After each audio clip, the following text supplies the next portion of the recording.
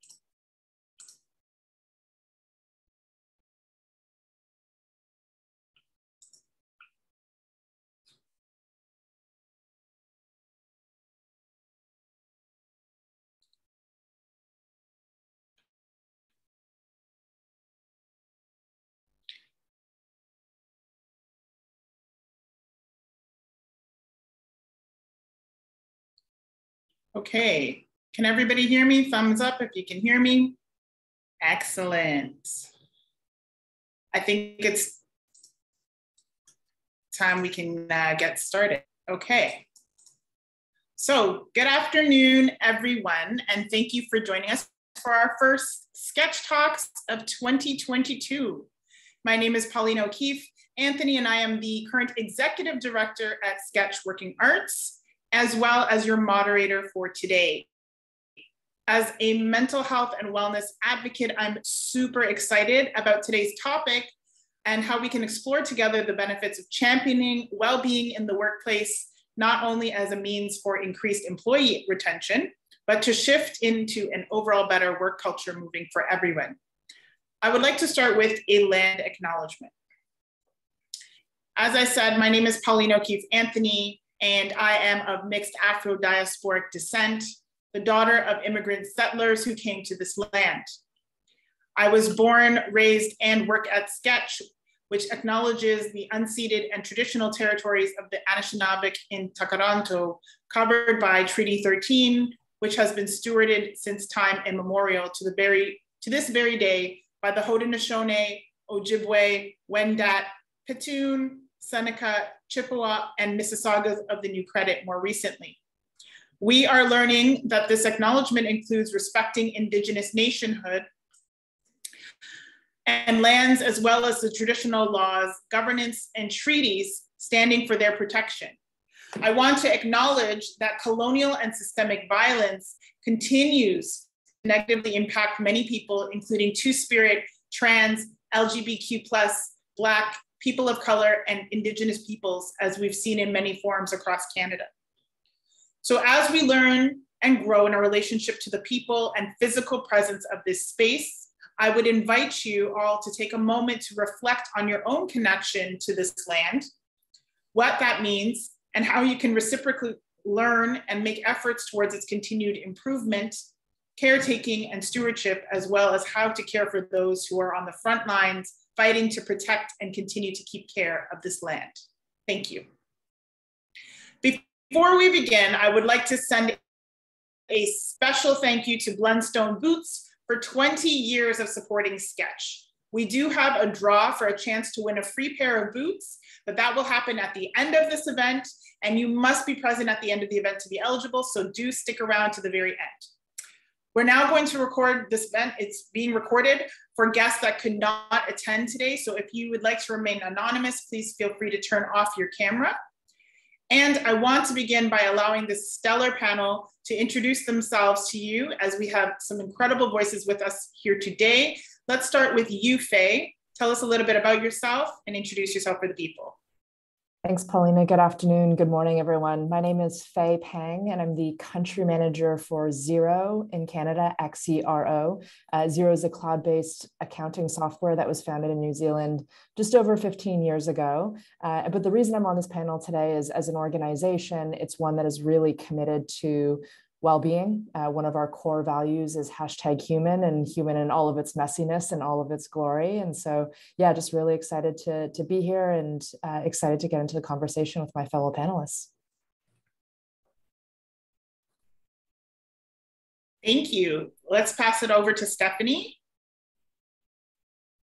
Hi, everyone. I am Stephanie McRae. I am the Head of Diversity Inclusion for Publicis Groupe Canada, and also VP of HR for two of our brands, Leo Burnett and Saatchi. My pronouns are she, her.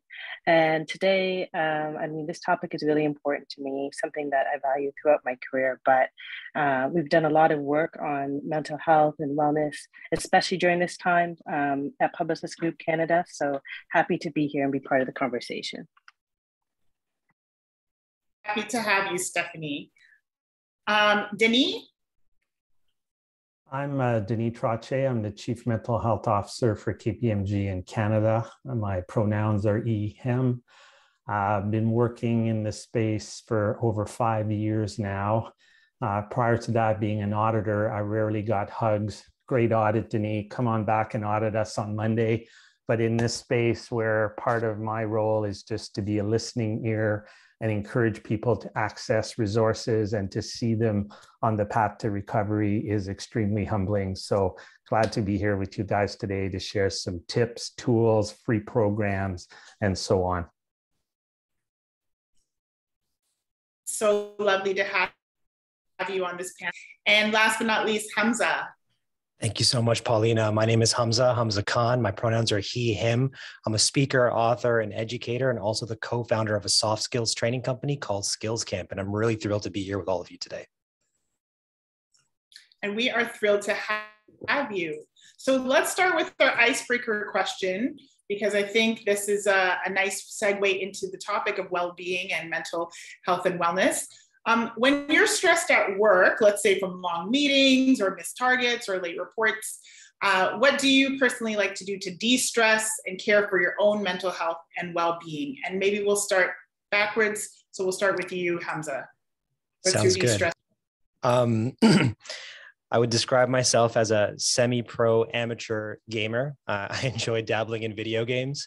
I also try towards the end of the day and certainly on weekends to not have any work-related devices after a certain hour. I think that's really important, not just for my mental well-being, but also for sleep, especially. I try to turn off my devices maybe 2 to 3 hours before my targeted bedtime. And I'm also an avid recreational cannabis user, which has been very helpful and instrumental in my well-being.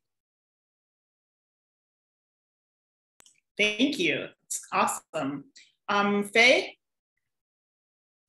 Yeah, I've got 2 little ones. So I have a 4.5-year-old and a 1.5-year-old. So my fill my cup activity is just spending time with my family. And I find that my hobbies are quickly mirroring my children's. So these days I love watching Paw Patrol to de-stress. I love playing Lego and making potions, which is just mixing different liquids and seeing what happens. So that's me.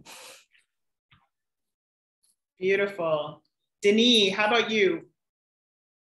Me, Paulina, it would be fitness. I went from a time where maybe I was doing fitness when I could, and it was one of the first things that would fall off my agenda. But now is to make sure that I get it in on an ongoing basis, be it I do a lot of mountain biking, stand-up paddleboarding, downhill skiing, whatever the season permits me, but I make sure that it's always part of my regular ongoing schedule.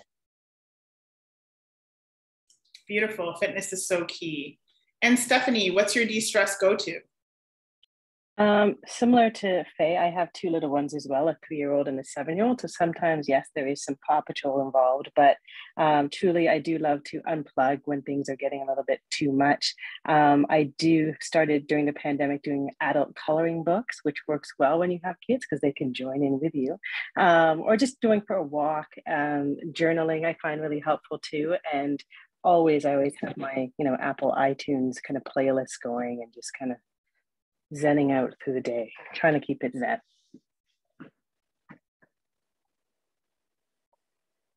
Beautiful. Thank you so much to all of you for sharing those personal de-stress strategies. I'm going to start with you, Stephanie, since we just left off with you. How has your own personal opinion on workplace mental health and well-being evolved during the pandemic? And what was the catalyst for that? I don't know if it's evolved. I've always been a supporter of it. I think it's just increased, definitely in the importance with the amount of cases and needs and the additional stressors this pandemic has brought to our employees. And I see the effects of that at a daily basis. It just drives home the need that it's an important part of our culture and what we do. So it's just driven home my desire to talk about it more. And also we've done a lot of work in Publicis Groupe Canada, just educating our folks more about it and providing different tools and resources as well. So I think it really started to hit a peak maybe in around, I'd say in the first early lockdowns, kind of like when we all realized, oh, this is not going to be a few weeks, like we're here for a while, and people started, coming to terms with that. It was like, okay, we really have to amp up our efforts now, especially that we are remote. So I think it's just, it's lit the flame even further. Yeah, absolutely. And Denis, you're the Chief Mental Health Officer, but what about your personal opinion on workplace mental well-being? Has that evolved at all during the pandemic? Yeah, quite a bit, Paulina. I think the lens, sometimes mental health kind of gets buried perhaps a little too much within wellness. You got a Fitbit, I might have an Apple Jaw watch, maybe Stephanie has a yoga instructor she likes, but that mental health piece is the piece that I find during the pandemic. Now you're seeing it talked about more and more. I'm seeing people with a title now that says mental health and wellness. I never saw that before. And a lot of the new benefits and programs that have been brought to the table during COVID have been specifically to mental wellness versus, the whole fitness element and so on. Beautiful. That's such a great, really extracting mental health from being jumbled up with overall well-being is such a key piece, I think, that we're seeing right now. What about you, Faye? Any personal opinions changing during the COVID pandemic that you're seeing with your own self? Yeah, for sure. I think it's similar to Denis. It really, felt really acute during the pandemic, right? Like the early months was, okay, I'm going to make sourdough. I'm going to binge Netflix. Like this is a fun time. And then everyone realized actually this is going to go on for some time. And for me, one of the red flags and alarm bells was seeing the increased usage of EAP within the Xero organization, because we obviously see it on an anonymized basis, right? So we knew that our people were struggling. And we knew that what we were doing before was not going to be good enough now, right? The whole game had changed in terms of what we needed to offer our employees. And as a leader for me and a manager, what I needed to offer my people. So definitely changed my perspective and forced me to think outside of the box. And to Denis' point, beyond just well-being, but mental health, get educated on my side around how to have these conversations, how to best support my people. So it was a bit of a wake-up call, to be honest, around how naive I had been, how little I did know, and then a really quick rat race to learn as much as I could and try to be as curious and inquisitive as I could to support my team. Yeah, absolutely. It's such an eye-opening experience, I bet. And Hamza, what about you and your personal opinion on workplace mental health and well-being?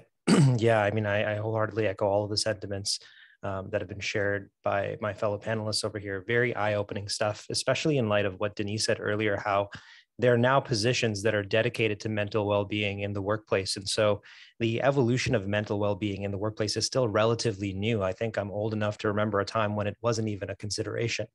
What has been different for me throughout the pandemic was seeing clearly that it's not just an employee imperative to look after their well-being. This is truly a leadership imperative. Leadership must take accountability and become deeply involved in the holistic well-being of their employees. And the catalyst for me was seeing, especially in the early days of the pandemic, the leader reactions, good or bad or otherwise, to the stress caused by the pandemic. I think that many leaders, there's misconception that leaders during a time of crisis, they step up. But I think actually what happens, especially given a sudden adverse experience, is they actually sink to the level of their training, preparation, and values. And it was distressing for me with the vantage point that I have looking at different organizations to see some leaders completely neglect the well-being of their employees, and to see employee well-being, specifically mental well-being, worsen during the early days of the pandemic. That was a catalyst for me. Thank you. Thank you. I want to take it back to you, Denis. You were talking about how mental health is being pulled kind of out of the well-being and separated. So we're seeing the well-being and the mental health kind of in these separate zones. I feel like in general, we have done a good job in destigmatizing asking for help when it comes to our well-being and specifically mental health? Or do you feel like there's still a lot of work left to be done? And if there's still a stigma, who do you think needs to take the helm at making that lasting change? You know, working in this space, Paulina, I'm always looking to improve, right? Sometimes I forget the amazing work that we've done. I think we still have a lot of work to do. The self-imposed stigma, I always use my little rubber brain. You know, this is telling us that we're broken, we're no good, we can't do that job again. There's a lot of that cultural overlay and so on. On the environment side, though, there's still a lot of work to be done in regards to making sure that we are creating that safe space, that culture where people are not afraid to talk about mental health at work.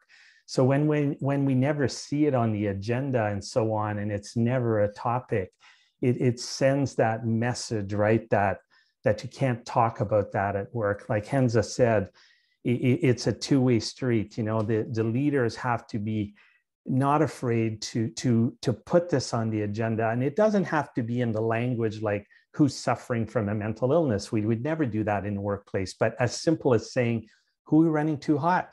You know, maybe Paulina's, you've been on a few transactions and so on. So I sit you out on the next one. So when you use language that team members know that they can open up and create that space where they're not afraid to ask for help. And I loved the new slogan on the Bell Let's Talk this year. You know, they added every action counts. And I love that because I think the Let's Talk, we've become really good at talking about mental health in the boardroom. But when I do surveys and I ask people, I say, if it was you suffering and you needed help, would you be comfortable enough to ask for help? There's still a 40%, give or take, that not me. So I think it's on that bucket that we have to get people comfortable that this is a condition, this is an illness, no different than cancer, which you can't cure yourself out of. So what's wrong if you access, you know, an employee assistance program or a counselor to help you through this? We're getting there, though. It's moving in the right direction, and COVID has helped. Yeah, absolutely. Hamza, I want to throw it over to you. How do you feel about the level of work that we've done? And do you think the stigma is still there? Do you still think we have a lot of work to do, or can you see the inroads being made? I can definitely see the inroads being made. Just thinking about my own story, Denis used a great term, running hot. I experienced occupational burnout a couple of times in my career. I think back to the first time, it was in 2007. I was interning at a record label, very eager to perform, very eager to demonstrate to my boss and to my peers that I had what it took to thrive in the industry, that I could cut it, that I could hack it. And I burned out after working for, I think, 3 nights in a row. And I passed out in the bathroom. I'd locked the door and I ran too hot. And I woke up, I think 10 or 12 hours later to a barrage of messages on my phone saying, Hamza, where are you? What's going on? And I was so afraid to tell anybody that I just put my phone away. I ran home and I didn't tell anyone about it until years later. And then that problem resurfaced again in 2014. And that was a time in our history, I believe, when there was not as much nuance and sophistication around discussions about mental health, mental well-being, holistic well-being. I burned out again, this time in much more public fashion. And I was led to believe that it was my fault entirely, that there were no system level factors that affected my predisposition towards burning out. But here we are in 2022. And I think the conversation is as simple as to your boss saying, I'm not doing well. I feel like I'm burning out. I feel like, I'm experiencing undue mental, physical, and emotional duress, and I need help. And I think that finally, we're at a place where leaders are primed to receive that message and understand what to do with it. So I do think inroads are being made, but we still have a long way to go. And we really need leaders to step up and understand that I hate using this oft-used term, but these are unprecedented times. But I think that serves as a bedrock for us to have a very productive conversation moving forward. Yes, absolutely. And thank you for sharing those personal anecdotes with us. Faye, tell us a little bit more about how you feel about the destigmatization of mental health and well-being in your space, especially as you were just mentioning, the increase in EAP usage. Yeah, one of the things that we've said a lot here at Xero over the last couple of years is it's okay to not be okay. So building on what's already been shared, right? I think the destigmatization needs to come from normalizing that this is part of the human experience. And so one of the things that as a leadership team at Xero, we've really been trying to do is own that it's okay to not be okay, share, that, hey, I'm taking a well-being day, right? I'm feeling really burnt out, or I'm really struggling with this at home, to the extent that you're comfortable sharing, and that we're actually normalizing that at every level of the organization, right? Because you can imagine that for someone who's struggling, who's maybe a little bit more junior in their career, not seeing that above them makes them really reticent to share, right? And so we've been trying to be very deliberate as a leadership team globally at our organization to say, it's okay to not be okay. It's okay to own up that you're taking, one of the well-being days that's offered to every Xero globally. No questions asked, don't need to explain it.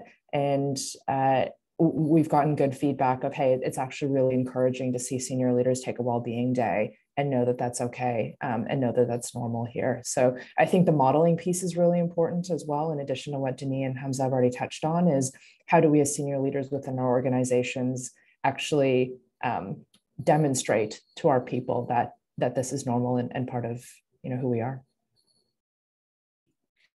Thank you. And I just wanted to do a quick follow-up question to that, because you talked specifically about senior leadership there. Do you feel like that senior leadership is feeling more comfortable in also displaying, the realness of their own kind of mental health and well-being because there's support at the large, like from the board level, or are they receiving the support that they need to embark confidence in destigmatizing that for themselves? Yeah, absolutely. And listen, I think one of the sort of silver linings of COVID is the separation between work and life, home life is like completely gone, right? You were literally Zooming into someone's kitchen table, their office with their kids running in the background, the messiness of life. And so that's broken that fourth plane and showed people a little bit of insight into who people are outside of work, which is automatically empathy building, right? Automatically connection building. To specifically answer your question, is there support throughout the organization up to the board level? Absolutely, right? I know one of the things that as an organization we measure is employee NPS. We use tools like Office Vibe to track how our teams are feeling. And within that, there's a whole bunch of sub-metrics around stressors, stress level, support for well-being, and an opportunity to anonymously flag when you are not feeling that. So we try to have a very transparent culture around that, which I think forces that accountability and forces the conversations to happen. Beautiful. That's so lovely to hear. And Stephanie, I want to end this question with you. Just again, about destigmatization. Do you feel like we are moving in the right direction around destigmatization, and what work still needs to be done? Sure. I think, like as everyone else has said, I echo those comments, but I think we definitely have made progress, but there is definitely more work to do. And I think, which some of you have already said, it starts at the top, and it starts, walking the talk, quite frankly.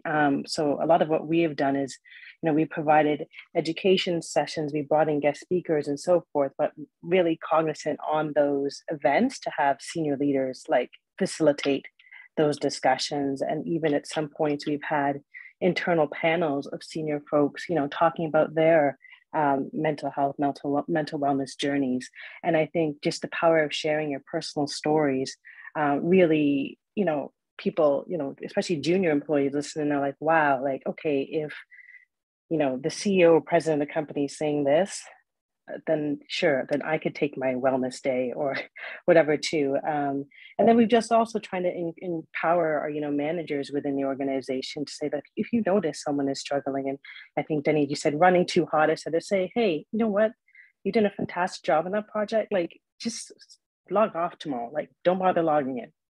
You know, take a short week. We're just really trying to encourage that, and just little actions like, you know, we've done mental health first aid and adding that to the bottom of our signatures when we are certified. So when we're sending emails about stuff totally unrelated, people just keep seeing it. It's like, okay, you know, we're really like trying to embrace this and talk about that and create that space where we feel safe to have those conversations. That's excellent. Thank you. So as we know, there's been a number of publications and research that's been coming out of the COVID pandemic time. One survey that was done by McKinsey found that 1/3 of their respondents said their recent return to work had a negative impact on their mental health.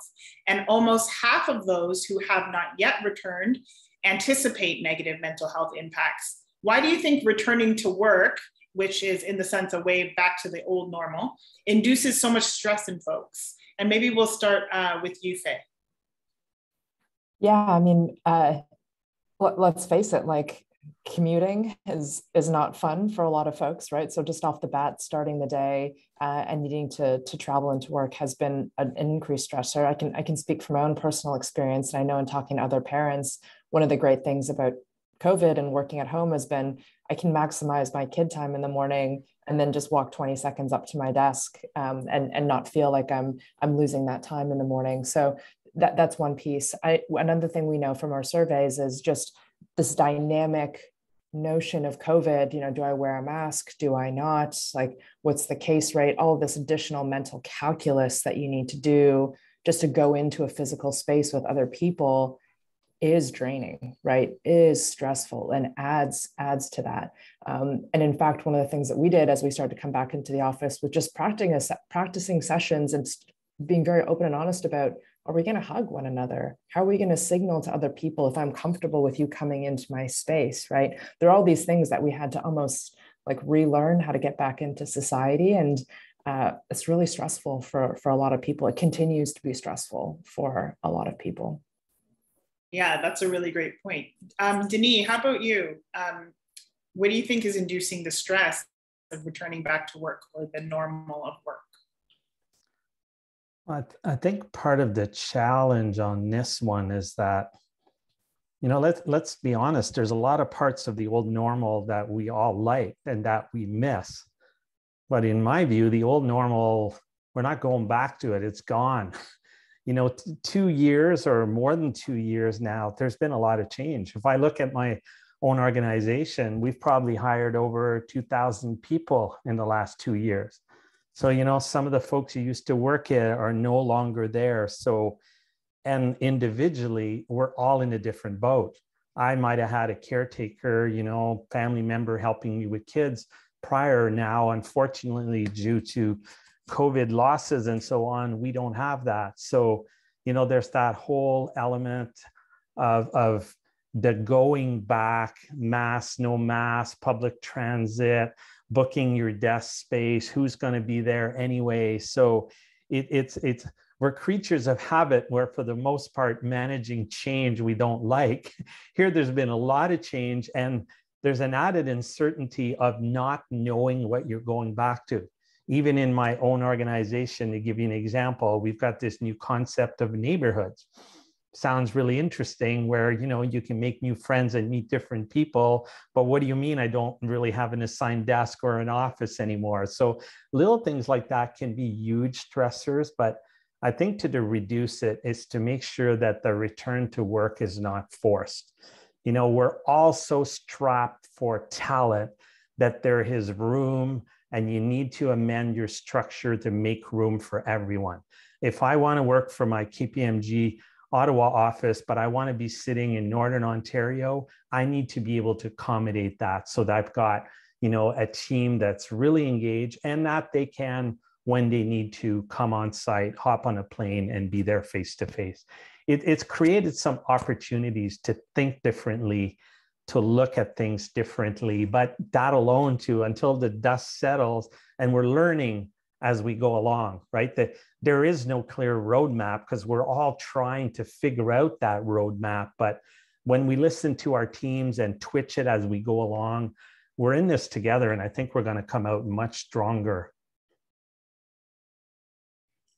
Absolutely. Those are great points. What about you, Stephanie?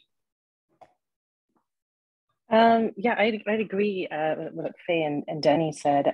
Definitely a lot of COVID anxiety for folks returning to the office for sure. And kind of to kind of offset that, we've just really embraced this flexible work model and have said, you know, throughout this pandemic, we've been very transparent. Like, we don't know what's going to happen 2 months from now. Last November, we thought we were in the clear, and then Omicron hit. So let's just have patience. We're in this together. Let's, you know, just roll with it. We'll see how it goes. We'll adjust as needed, and letting people come back in when they're ready. And, you know, using the office has kind of evolved for us, where it's, you know, when your teams feel you need to get together to collaborate, when we're going to have a more of a social event, like a town hall or a special lunch or brainstorming sessions, something kind of certain key moments, and allowing folks a flexibility and ensuring also from an equities perspective for those who maybe aren't able to come back to work yet, because this pandemic is still happening,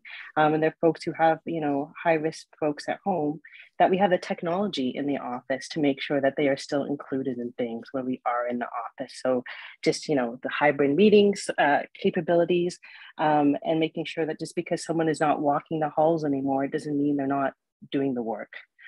So we've just really tried to drive home those reminders, those principles as we've come back to the office. And, you know, we've said, you know, hey, we might get it wrong. We might get this wrong, and that's okay. We're going to change it. It's not static. So. Thank you. And Hamza, what do you think, in your opinion, is inducing the stress for back to work? Absolutely. And while I was listening to my fellow panelists, I was trying to find the connective tissue between their answers, and I think I got it. So there's a theory known as the conservation of resources theory. I think it's Stephen A. Hobfall with a B, who said that people experience psychological stress as a result of three things. Number one, net loss of resources. So this could be, you know, loss of time, loss of money in service of the commute. Then number two is the threat of a loss of resources. So thinking about Faye's example, that short walk to your kids in the morning, the possibility that a 9 to 5 mandated Monday to Friday time tracked return to work might make you lose that special moment in the morning, contributes to psychological stress. And then the last one I was reminded by through Stephanie, describing how, you know, just because you're not walking in the halls doesn't mean you're not productive. The last thing that you experience psychological stress as a result of is insufficient reward following an investment of resources.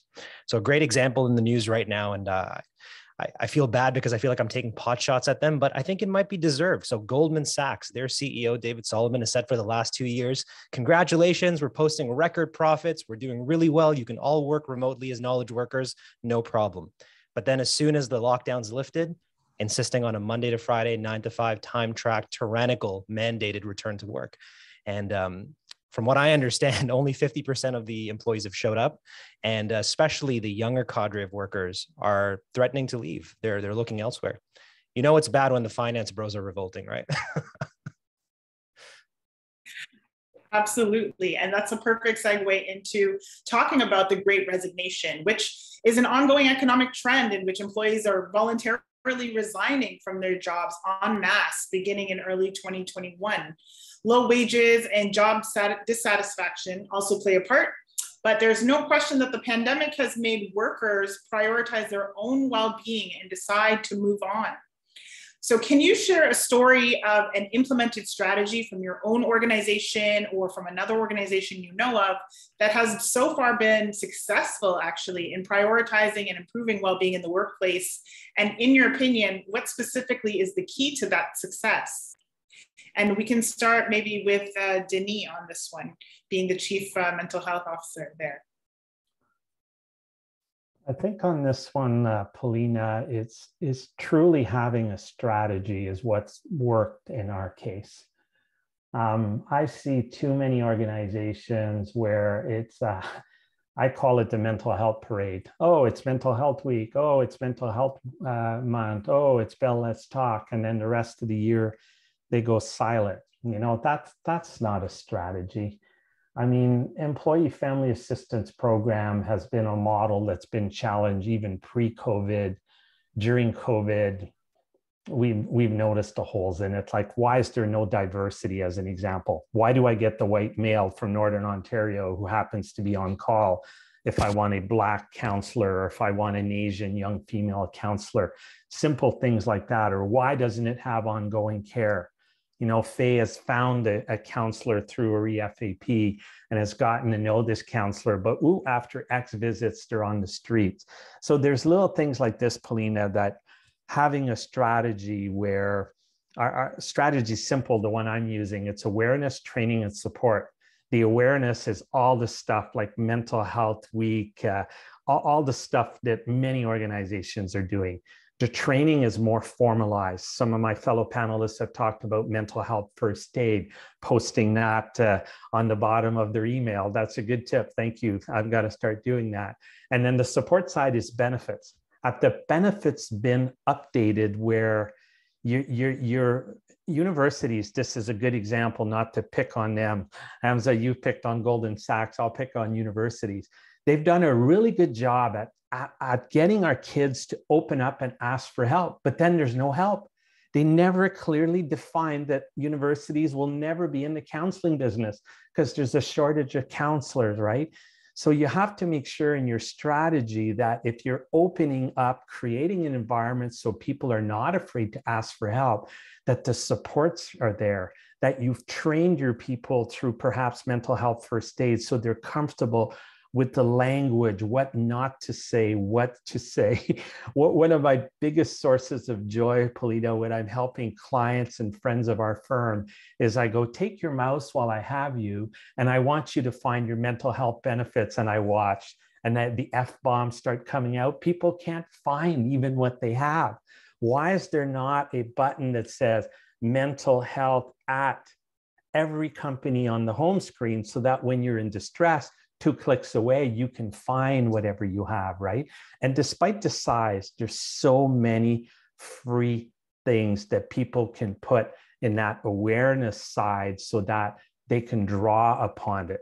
Jack.org, as an example, has nothing to do with KPMG, but they have become the voice for youth mental health and have tools like the 5 golden rules that anybody in any organization with anyone in their circle of care can use to support them and support themselves. So it's ongoing. It's got to be embedded in who you are and not just a flavor of the week or flavor of the month, I think is what I've seen working. Absolutely. Strategy over performative actions. You're right. Stephanie, any strategies to share from your organization or one that you're?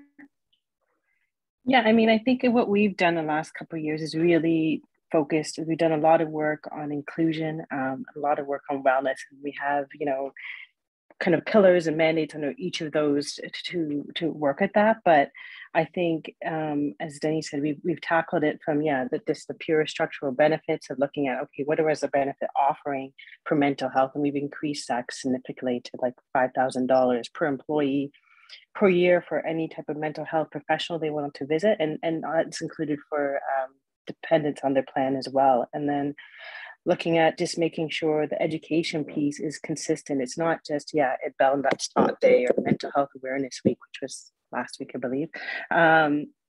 It's a constant conversation. When we look at our curriculum throughout the year, there's always something going on about it.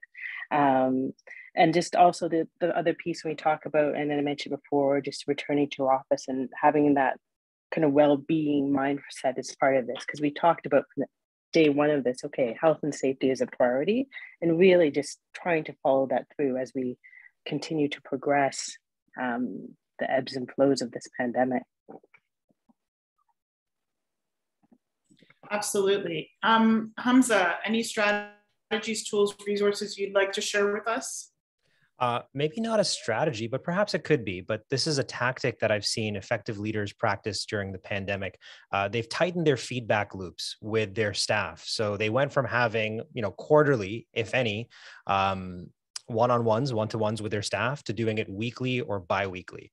And they've been structured they've been structured in that, like, the first 10 minutes have been about the employee's agenda. Tell me about yourself. How are you doing? And not settling for like a sort of cognitive miser answer, like, I'm okay, let's jump right into the agenda and talk about work. It's like, no, for 10 minutes, tell me how you're really doing. Are you okay?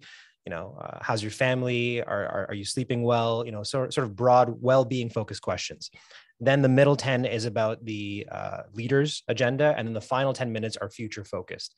So I think that has been really effective in terms of gaining data, getting valuable information from the staff about how they're doing, looking for early warning signs of attrition, burnout, that sort of thing. So, if any leaders are listening to this, increase the frequency with which you meet with your team, ask them really good questions, be intentional with your one-on-ones, follow up. And if you're an employee and you haven't had a meeting with your boss in a long time, that's a red flag. You should insist on it. And if you're still not getting that time, I hate to say it, but it sounds like you're being disrespected at your organization. It might be time to look elsewhere. Absolutely. And Faye, anything from your organization you want to share in terms of strategy or resources? There's some great strategies and tactics that have been mentioned by my fellow panelists already. I'll try to add a couple of different ones. Completely agree. Hope is not a strategy. You actually have to have a plan. Two of the things that I would add on, like, data is really important. So what Hamza was just talking about was collecting that data on a weekly basis, but what gets measured gets improved, right? Gets done. And so one of the things that we try to do at Xero is really try to use the data to determine where we need to put our time and our energy. And as a leading indicator, it's not everything, but it's a leading indicator for us. And typically, if it starts showing up in the data, we're actually probably too late. So using the data to really drive the bias to action. And then the second thing that we've done at Xero that I'm really proud of, and I do get great feedback from my team on, is well-being days. So we have PTO and every individual has their vacation, but we also have 10 well-being days for every Xero around the world. And those expire, they don't roll over. So you have no incentive to bank them year on year. You really are encouraged to use them. And those are meant for anything that you want to use them for, right? To take care of yourself, to take care of a loved one, just to shut off because you feel like you're on the edge of burnout.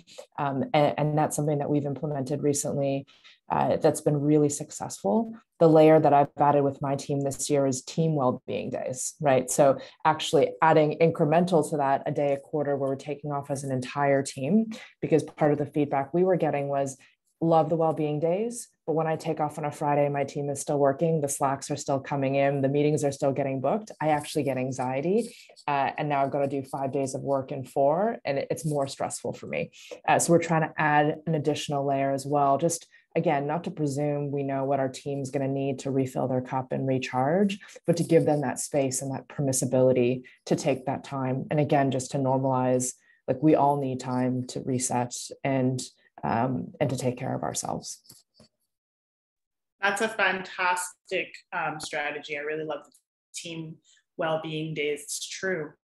You often feel the anxiety and stress for your team picking up when you're taking off. So I love that. Okay, and our final question from me, at least for today, is really future facing.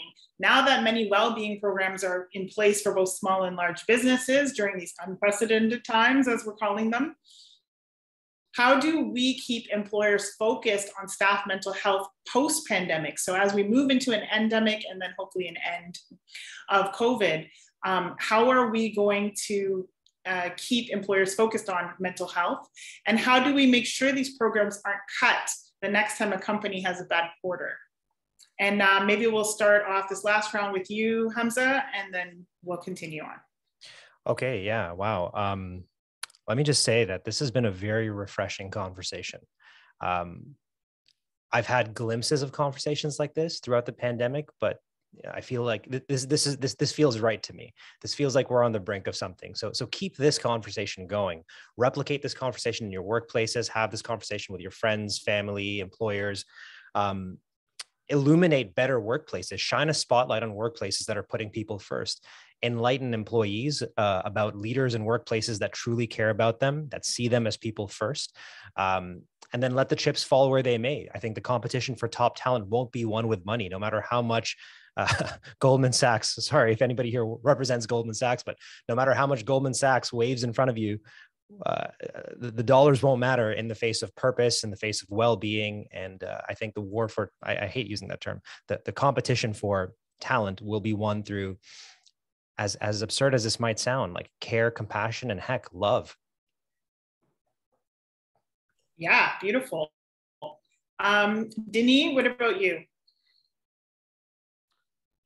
Accountability here, I think. Hold me accountable. Continue what you're doing as a team member. As an example, U of T recruiting last year being challenged why my mental health benefit at KPMG is X and the competition is Y. Keep doing things like that. Don't underestimate the power of the voice you could be at any level. I mean, I'll share an example where a brand new co-op student comes to me. I'm a partner, I'm an owner, and says, Denis, I want to host a seminar on youth suicide. As an owner, right, that catches your attention and pretty hard to say no, right? So you engage in a conversation and say, what did you have in mind? Well, my neighbor's a psychologist. My dad happens to work at the Royal, blah, blah, blah. I know, right? Host a panel on that topic. It's standing room only. This was pre-COVID, by the way. But I think this is a two-way street. Of course, the employer can't just bring in consultants and have an amazing resilience seminar, but none of the C-suite, none of the senior management shows up. And that's common, right? You might as well send everybody an email saying, hey, employees, you're broken. Go fix yourself, right? We got to be in this together on both sides. Employees got to continue being a voice, continuing holding their employers, and change, leave, go somewhere else and say, listen, like, if you're not going to contribute to my well-being, I'm going to work to somewhere else where I am. I'll share a tip when I'm helping someone. Let's say I'm helping Faye, and I go, Faye, I got to bring somebody from work into your circle of care. And maybe Faye would say, oh no, nobody can know because I'm going to be judged. Instantly, I would say, you know what? If you're going to be judged for asking for help at KPMG, I want you to resign, and I'm going to resign, because why would we spend our amazing livelihood, our amazing career runway in an organization that's not there for us? But the reality is that when you ask for help, usually the help is there. It's just we're too shy to ask for it, right? It's humbling when somebody approaches you and asks you to help them in this space. It's very humbling that they trust you enough to let you try to help them. You might screw up in your language and all of that. You may not be able to find all the resources, but it's the opposite. My rubber brain is saying, nobody can know, they're going to judge me, but it's not like that. Once you've asked for help, suffering in silence is easy. Asking for help is the hardest thing you're ever going to do. But once you do that, your recovery starts. Thank you. Thank you. Faye, what about you? How do we keep these mental health and well-being programs going post-pandemic?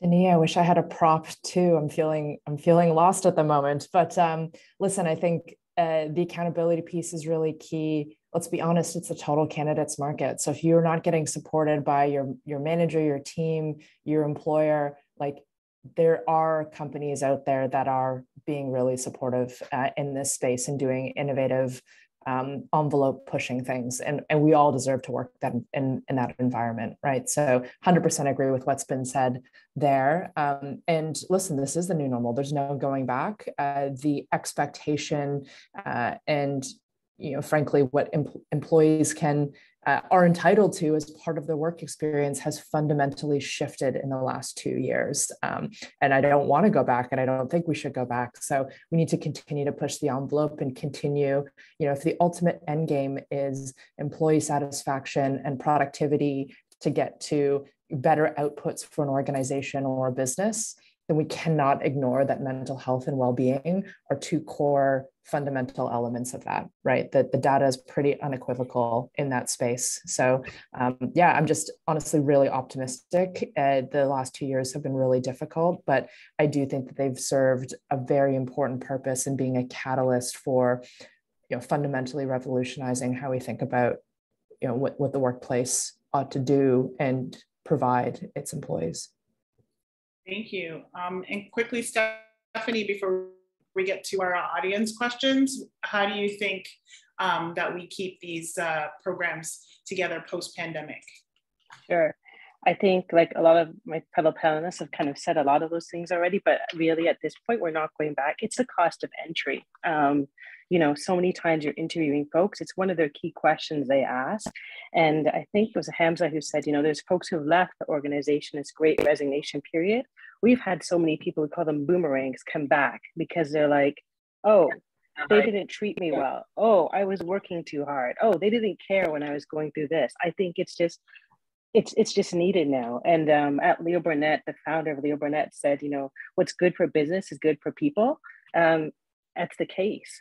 We had Dr. David Goldblum from Director of KPMG come speak to us last year, and he gave us a stat, and I know I'm going to mess it up right now, but the essential bit was, every dollar invested in mental health is going to have ROI multiple times over.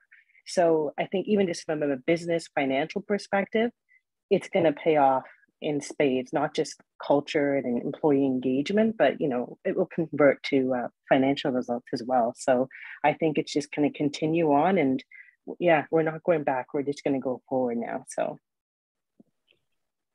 everyone absolutely. Okay, thank you. Those are all the questions from me. I'm actually going to pass it off to my colleague Jackie Black, who is going to throw out some questions from the audience for the panelists. Jackie, take it away. Yeah, thanks so much, Paulina. And just want to remind folks that if you have a question for the panel or a panelist in specific, that you can go ahead and type them in the chat now. We've received a few questions already, though, so we'll start there. This one we've already touched on a little bit, but perhaps there might be room to elaborate. What would you recommend for those facing burnout on the job, and how to broach that conversation with your boss? I'm often unsure of how to have those honest talks with my employer. I'm happy to jump in on that one. I hopefully you have that person would have a good enough relationship with their boss. They have built up that trust where they can have that open and honest conversation just to say, hey, like, I'm really struggling for XYZ reasons. I need some time. I'm not doing well, etc.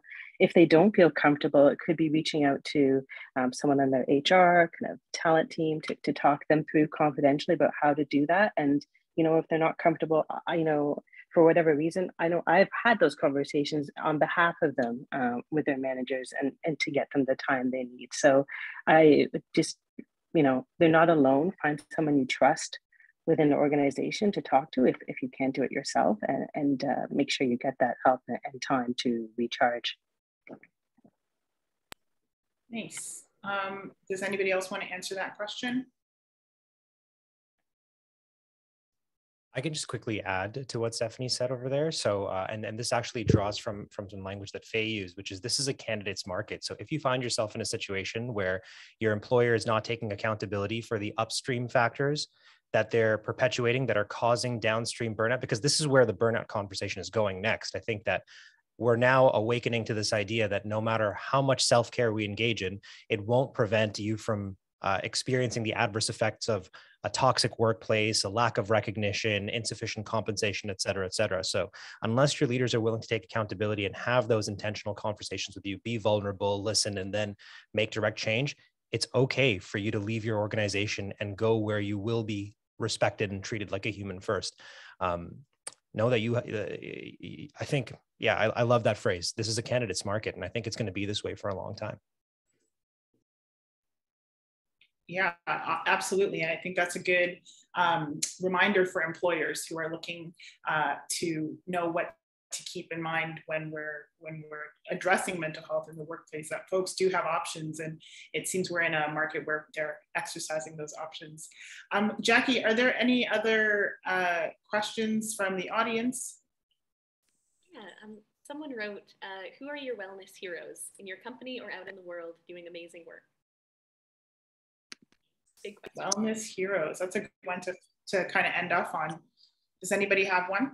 Yeah, I'll jump in on that one. I would say for me, it's our employee relations services team, which is part of our HR team, many of which have had additional training in the mental health space. So you can turn to them for guidance, you know, the listening role, the encouraging you to access resources. And then newly formed, I would say, is all these mental health ally support groups kind of being created right across the country on their own. This is not, my team is 2.5 people, but we have 10,000 employees across Canada. So they're owning it. They're coming together, not unlike like our Black professional network, our Asian network. This is a mental health specific network where not all people with lived experience, many are just there to learn. They are heroes, because to me, that's the element of change, that they like where this is going and they see personal value out of it. So they're moving that needle forward in helping others by maybe showing vulnerability if there's a lived experience, but oftentimes just to learn and to grow. You know, you go take CPR or basic first aid before you need it. But what do you really have in your mental health toolbox? That's kind of how those groups are helping us put new tools in our mental health toolbox. Beautiful. Yeah. Stephanie, do you have a mental health hero that you wanted to mention? I mean, I think it's not anyone famous per se, but I reflect, I think someone said all the amazing work we do and, you know, what makes us happy. And I think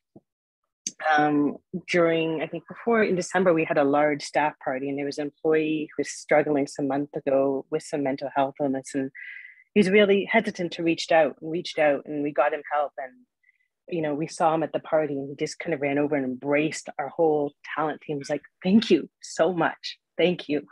And, you know, just seeing him now living his best life and self-care and taking care of himself and doing those things, it's like they've learned. I think it's just, that's my hero. It's like, okay, you've set the example, go on and, you know, share that karma with the world. So I think that's great. It takes a lot of courage to do it. Yeah, absolutely. I just want to throw it to Faye or Hamza if you have any heroes that you want to shout out before we close off.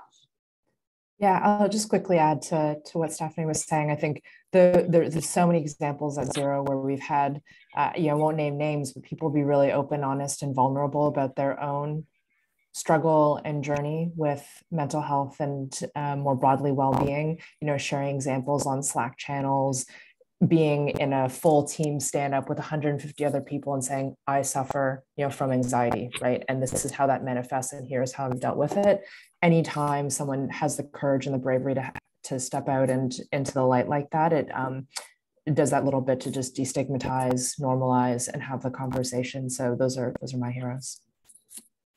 And an idea that jumps out to me is Brian Chesky of Airbnb. I was actually really fascinated with the way in which he laid off some of his staff because of the pressures caused by the pandemic. I think Airbnb had to let go of 20-25% of their workforce. But rather than do what is typical in organizations, send an email or throw a small little party and just let people go, or worse, escort them out of the building with their boxes packed, he did something remarkable. So he wrote all of the employees a heartfelt letter thanking them for the service that they offered Airbnb. He gifted them their tech. He ensured that they didn't blame themselves. And then he actually built a portal to showcase their work to future employers so that they can land on their feet sooner. He didn't have to do any of that, but I think that that's sort of like a humane, people first approach is refreshing, and it's needed. And especially given just how difficult these last 2 years have been for people mentally, emotionally, physically.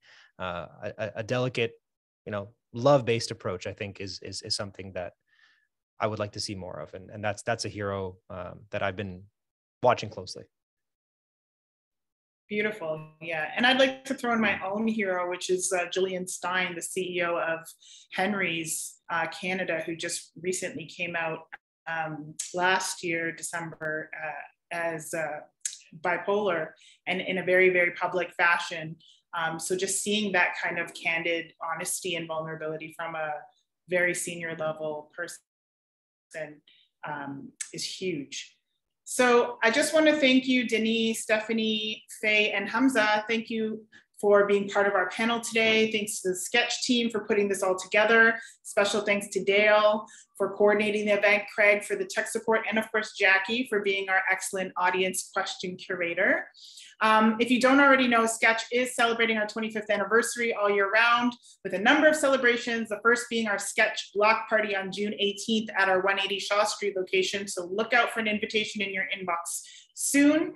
And if you belong to an organization that would like to support youth artists and arts leaders through Sketch, visit our partnership webpage to learn about the many engaging ways you can partner with Sketch today. You can find the link directly in the chat. And now, the moment we've all been waiting for, after this very candid and beautiful conversation, we are going to draw for Blood and Stone Boots. So over to you, Jackie, one more time, and let's see who our winner is. Yeah, big thanks as well to Australian Boot Company for supporting another Sketch Talks. The winner of a new pair of boots is Amber Booth, who I see is still logged on to the call. So congratulations, Amber. Dale will reach out to you later today, so keep an eye on your inbox for an email from dale@sketch.ca. Amazing. Congratulations to you, Amber. And thank you all again. Wishing you a great weekend. And don't forget, as you return to work, your well-being comes first. Have a great one, everyone. Thank you for joining us. Thanks, everyone. Take care. Bye. Bye-bye.